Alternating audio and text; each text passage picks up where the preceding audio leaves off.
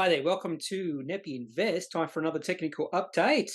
Tend to do these videos every single Sunday, and this is the 9th of April 2023 edition. Be featuring 9 ASX companies, including Telstra. Telstra looks really interesting.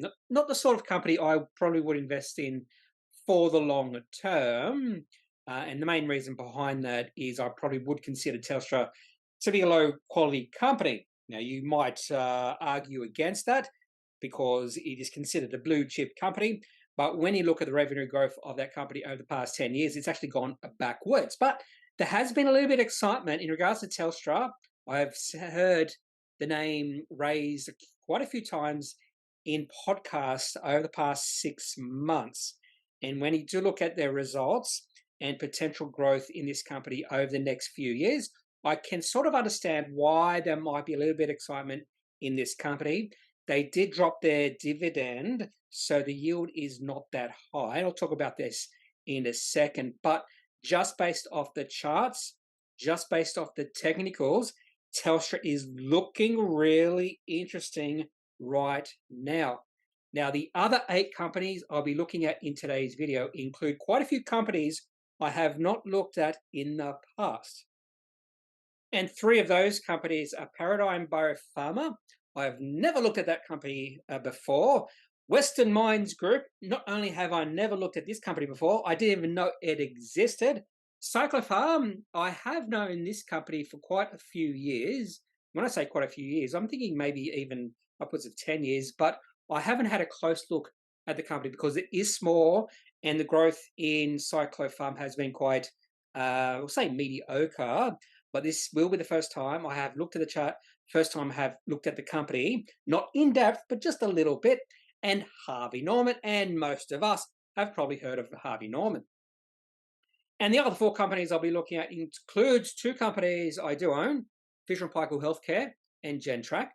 I've owned Gentrack for quite a few years, but Fisher & Paykel Healthcare is just a trading stock right now. Even though I do consider that to be a high quality company, I just think the market overreacted to the downside as we came out of COVID-19 because they were a beneficiary of COVID-19 and then the complete opposite as we came out of COVID-19. Of course, a company I have owned in the past, Structural Monitoring Systems. I owned this company about 10 years ago because they were a promising company.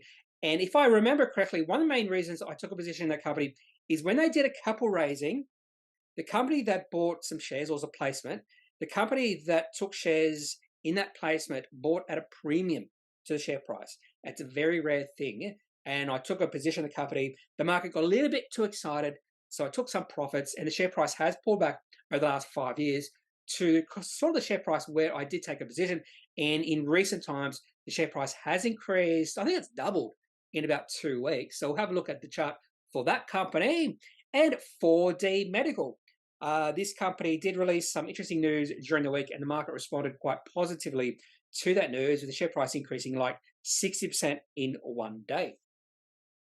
But let's start off with Telstra, the featured company in this video. This is their daily chart going back to October 2021. So we'll call this an 18-month chart. The reason I want to go that far back is because in December 2021, the share price of Telstra reached about $4.30, and then it pulled back during most of 2022 to a low of around about $3.70, not quite $3.60, got down to $3.62 in June, $3.70 in September. But the share price has rallied since that low in September. In fact, the share price has moved into a nice little uptrend, particularly from around about December. And the share price has rallied up to those highs we saw back in January 2022 at around $4.30. So naturally, $4.30 is going to be a bit of a resistance level for Telstra. And if the share price can get above $4.30, that would be a bullish move. Now, the market cap of Telstra is currently about $50 billion. The dividend yield is only 4%. And I think I would have thought the main reason to hold Telstra would be the dividend yield. And that dividend yield is not that high. Probably very similar to what you can get with bonds. Maybe even if you put your money into the bank, maybe you can get that in savings rate, probably not that high. But that probably would want a little bit of a higher yield for a company that has grown their revenue negatively over the past 10 years. Yes, the revenue per share for Telstra is minus 1.3% per year over the past 10 years. Now, you might say the revenue has grown the past year, if I remember correctly, and there is indications the revenue will go into a bit of a growth phase, but that's just forecast, just a prediction. And if I look at the past of this company, they haven't really been a growth company. So there is an expectations possibly from the market that Telstra will become a bit of a growth story over the next few years. And the revenue for this company, $21.7 billion. So right now, the share price is just below $4.30, right on that resistance level at those highs we saw in 2022. So what happens if the share price gets above $4.30? Already said that would be a bullish move. And another reason that will be a bullish move is because if the share price does get above $4.30, that would mean the share price would be at a multi-year high. So when would be the last time the share price was $4.30?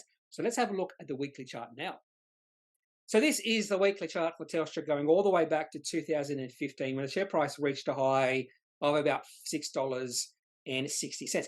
If you go back even further, since this company did list on the ASX, it has not been good news. The share price of this company largely has gone down with time. Now, on the bottom here, we have a really nice support level at around $2.60. $2.60 was reached in middle of 2018 and then again in October 2020. So the share price has rallied since then on this long-term chart. In fact, if you look at this long-term chart, this weekly chart, the share price is in an uptrend. And the share price can get above $4.30, getting higher or achieving a higher point than September, or when was it? That was January 2022. That would mean the last time the share price was this high was way back in 2017, which means the share price of this company would be at a 6-year high. Whether that is a little bit too much belief in this company becoming a growth story remains to be seen, because it's no longer an income stock because of the dividend yield, only 4% right now. But I think the market is expecting that dividend yield to go up as this company does grow in the future. So all eyes are on Telstra, the next few financial reports, to see if they do become a growth story. Now on to Cyclopharm. This company has been around for a while. $178 million market cap, which did surprise me a little bit. They actually do have a dividend, a 0.5% dividend yield.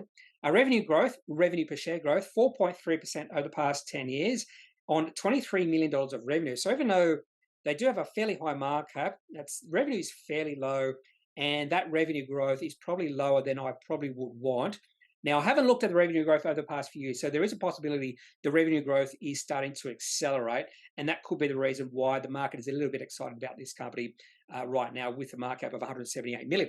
Now, this company is a health tech company that is a world leader, this is according to themselves, in functional lung ventilation imagery. Their imaging product, Technagus, is a clinical market leader in nuclear medicine diagnostic imaging and is available in over 60 countries. So just based off their description, their own description of the company, probably would like to do a little bit more research on this company. So right now, this is their chart. And I've mentioned there's a little bit of excitement in this company, and that's just over the last few weeks or so, because if we look at the daily chart going back to the middle of 2021, the share price has decreased. In fact, share price back then was around about $2 or just under $3, and the share price fell all the way down to 94 cents. And that low was in June last year, which is understandable because a lot of companies' share price low was in June last year because that was the overall market low. But we have seen the share price rally in the past few weeks from $1.44 up to $1.94. Share price does look like it's in an uptrend. Probably the only concern I have around Cyclopharm right now would be the volume. I would like a little bit higher volume. Now, I am just on the volume right now. So I would like to see a little bit higher volume as the share price rallies. That would be telling me there are some institutions getting interested in this company and they are taking a position in that company. So this volume has been a little bit light, and that's probably the only problem I see with this company right now. Now, back in June 2021, 28th of June 2021, share price did drop 36.5%. So that was sort of the catalyst of the share price falling all the way down to the low of 94 cents in June. Not the only catalyst, but one of the main catalysts. So it looks like that negative sentiment because of that negative announcement in June 2021 has been wiped away, has been, has sort of turned now to more neutral to positive sentiment. And that's a good thing. And that's something I have found in the past few months, that positive, negative sentiment in regards to an announcement tends to last between 6 to 9 months unless the company releases more positive or negative news. So if the company releases one positive or negative piece of information, expect that to last, the sentiment in regards to that announcement to last between 6 to 9 months. A good example of this is Appendix back between about 2015, 17 or something like that, when the company kept on releasing really positive announcements and the share price just took off and remain in a really good uptrend because the company kept releasing positive announcements. So that's the main thing. You want to see a company keep releasing positive announcements. And if they release one bad announcement, you don't want to see a company keep on releasing bad announcements. It seems like Cyclopharm released one negative announcement in June 2021, and that was it. And that negative sentiment has now gone away. Now onto Harvey Norman, and one reason alone why I wanted to include Harvey Norman in today's video. Now, this company has a market cap of about 4.6 billion. Nice yield, 8.3% yield. So if you think this company can maintain the dividend moving forward or even increase the dividend moving forward, this could be the company for you if you are income-seeking sort of investor. So 8.3% is quite attractive. I think the market is a little bit skeptical that this company can maintain the dividends over the next few years that they have now. Revenue growth over the past 10 years, 5% per year. It's okay. Not the sort of revenue growth I am seeking. I am seeking above 10% revenue per share growth per year, and revenue $4.1 billion. There are a few things to like about this company. In particular, they are becoming a more of a global company. They are opening stores, if I remember correctly, in somewhere like Romania, Bulgaria, or something like that. So they're truly becoming a more and more global player, which is a positive thing. A negative thing, in my opinion, is just Gerry Harvey. But eventually he's going to die out, and hopefully someone better will get in charge of Harvey. That's just my opinion. Some people out there might love Gerry Harvey. But anyway, the main reason I wanted to include Harvey Norman in today's video is just where the share price is in relation to the lows we saw back in June. Again, the June lows. So the overall market fell in June quite significantly, and a lot of companies did have their low or reached the low in June. So when you are seeing those lows potentially being breached, which Harvey Norman is showing right now, that's a negative sign. And Harvey Norman share price is right on that or just above those June lows at around about $3.60.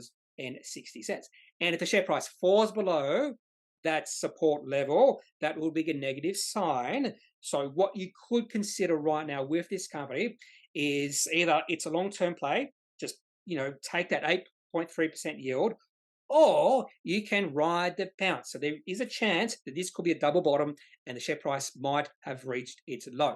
And then it's a low risk sort of play because the share price falls below $3.50. It means that support level has been breached. It's now a resistance level and your loss is fairly minimal. So a nice little trading play here, or if you're a long-term investor, a nice potential income play as well.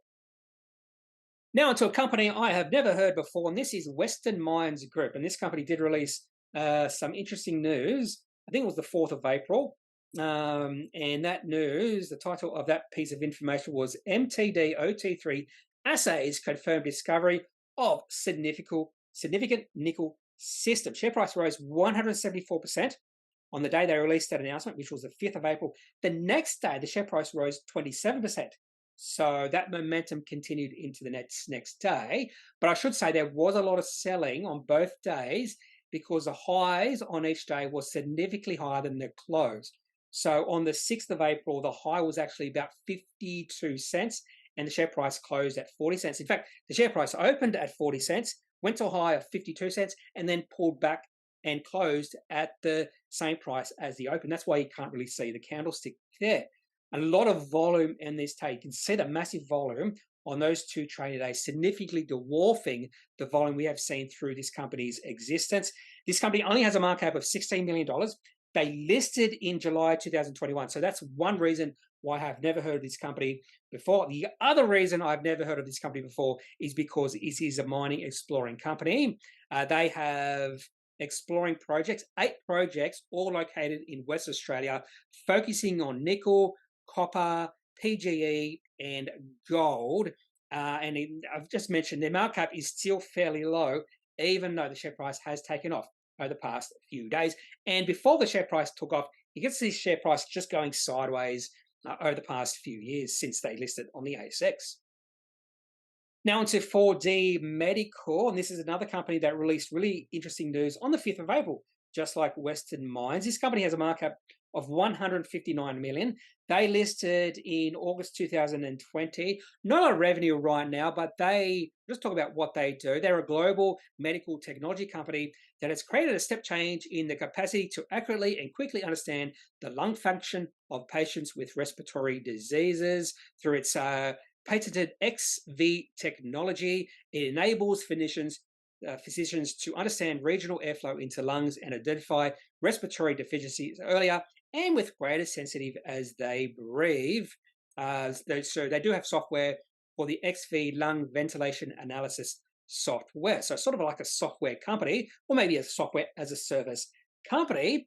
And in fact, the reason the market got excited about this company is because they released some information on the 5th of April. Share price increased 63% on that day. And the title of that announcement that caused a little bit of interest in this company was 4D Medical signs first US hospital SaaS contract. So this is sort of like a healthcare medical technology company, or SaaS company. So a SaaS company was a big thing a few years ago. SaaS companies no longer a massive thing. You can sort of actually see that with 4D Medical's chart. Share price has been in a downtrend since they listed. Well, not since they listed, but since about September 2021. Again, they haven't been on the ASX for too long, just over 2 years now, listed August 2020. And even though the share price has decreased a fair bit, the market cap is still, as I mentioned before, $159 million. But upon the release of this particular announcement, share price rallied 63%, rallied another 5% the next day. A little bit of selling on that day. You can see the candlestick if you pay close attention. There's a long tail to the up, which means selling came in as the share price went above 60 cents.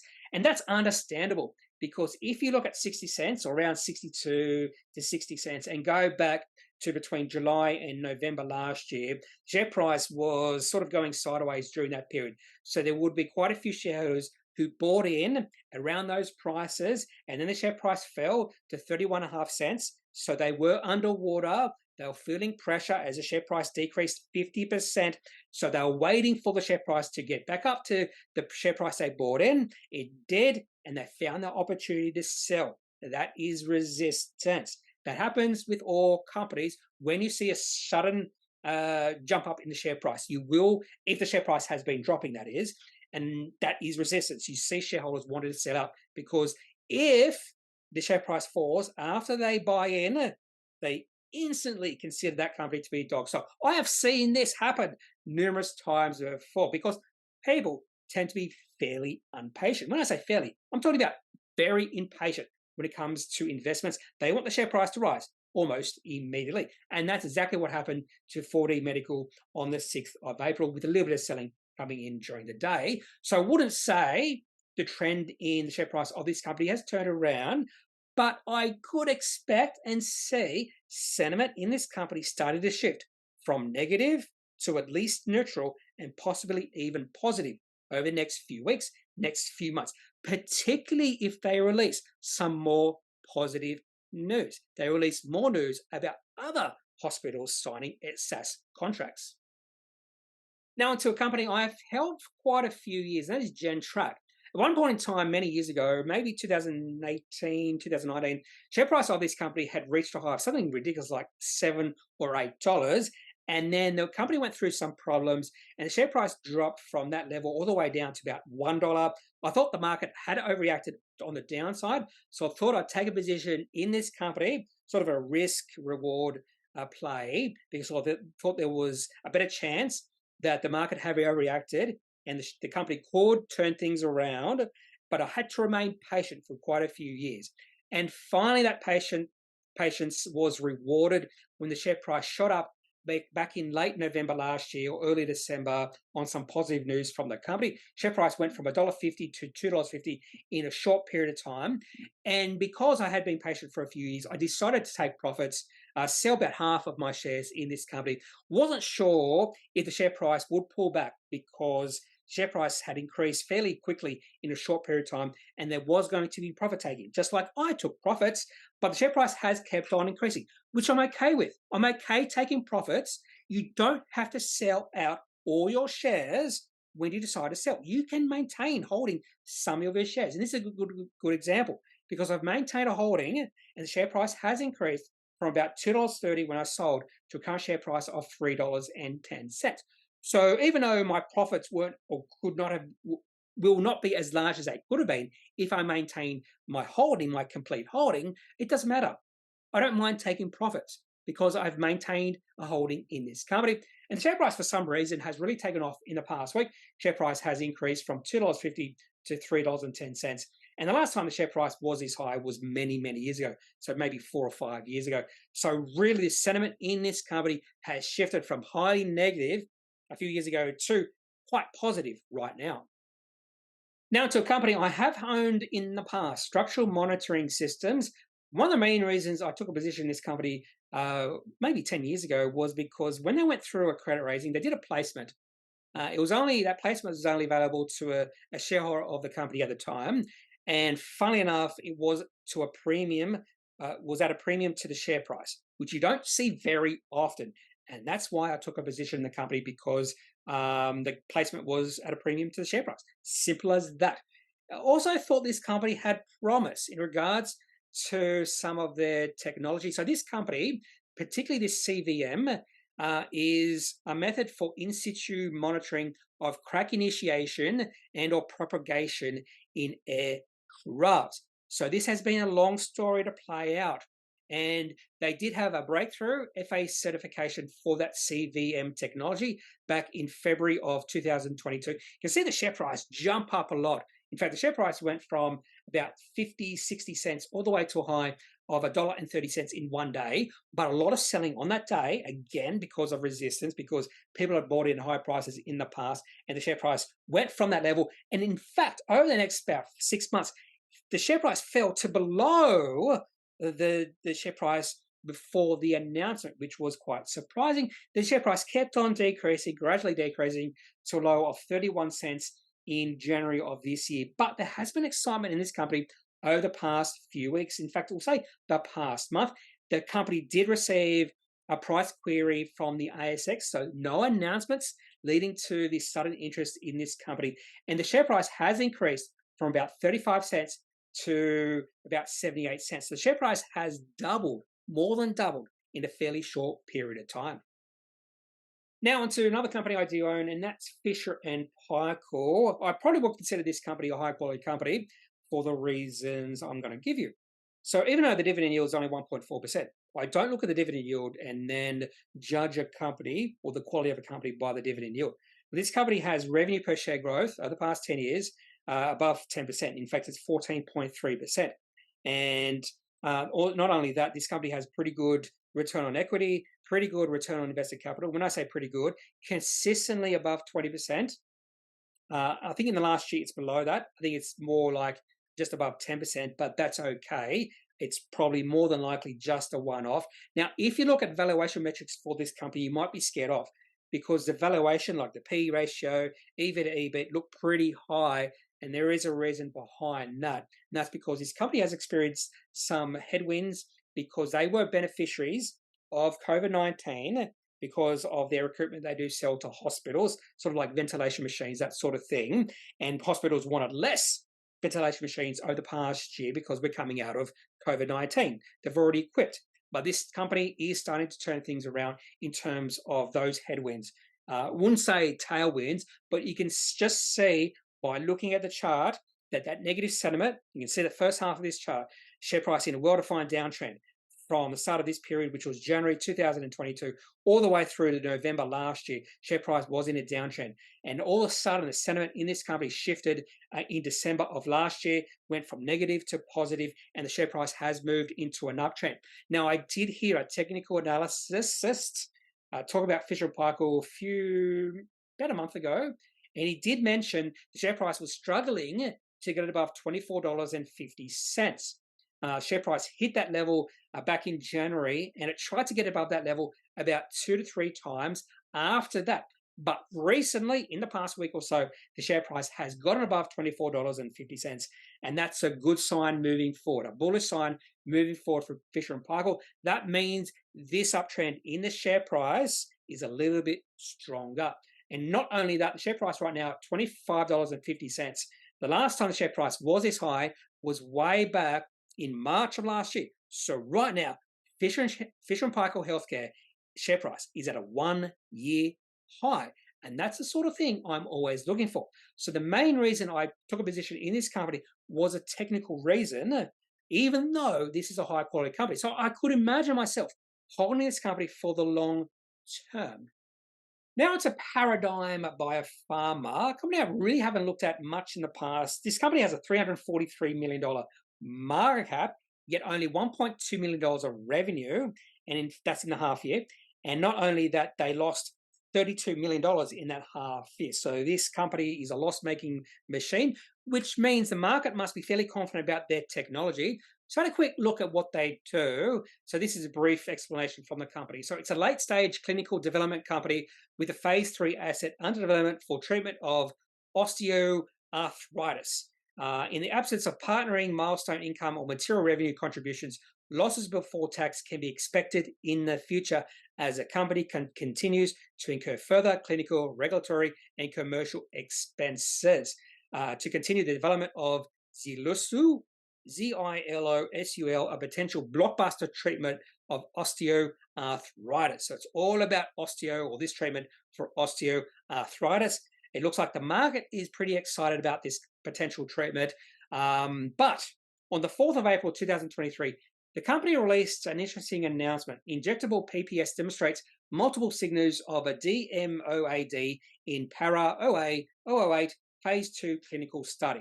And it wasn't the fact that it wasn't the title that makes this announcement interesting. It was just the market reaction.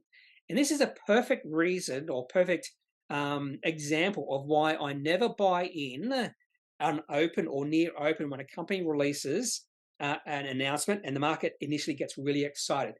Because on this day, on the 4th of April, the share price opened up 20%. The share price the previous day was about $1.40. The share price, when they released this announcement, opened up about $1.70.